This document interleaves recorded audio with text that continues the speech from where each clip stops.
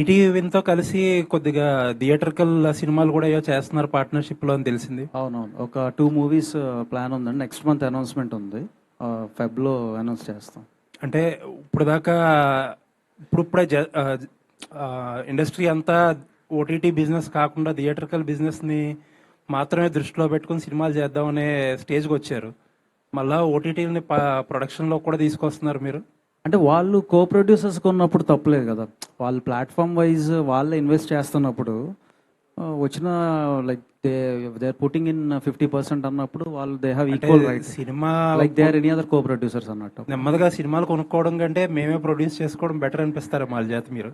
Corporates అంటే end of the day film makers ఎవరైతే ప్యాషనేట్గా ఉంటారో అది వర్క్ అవుతుంది. ఓటీటీ ప్లాట్ఫామ్స్ ఏంటంటే ఎండ్ ఆఫ్ ద డే వాళ్ళు ఎంప్లాయీసే ఉంటారు కాబట్టి అక్కడ they may not take that అంటే so professionally in terms of production వాళ్ళు కానీ సొంతంగా చేస్తారని నేను అనుకోవట్లా. బట్ మాకులాగా ప్రొడ్యూసర్స్తో కో ప్రొడక్షన్లోకి వచ్చి చేస్తారని అనుకుంటున్నా. అదర్ దాన్ ఒరిజినల్స్ వాళ్ళు ఎగ్జిక్యూట్ చేసుకుంటారు ఇటు. సో ఆ థ్రెట్ ఏం లేదంటారు. ప్రస్తుతానికైతే లేదు. మీరు ఇప్పుడు చెప్తున్నారు కాబట్టి ఈవినింగ్ మీటింగ్ వేసుకుని ఒకసారి ఆలోచించుకుంటాం అందరం. All the best. Thank you. Vamshi గారు.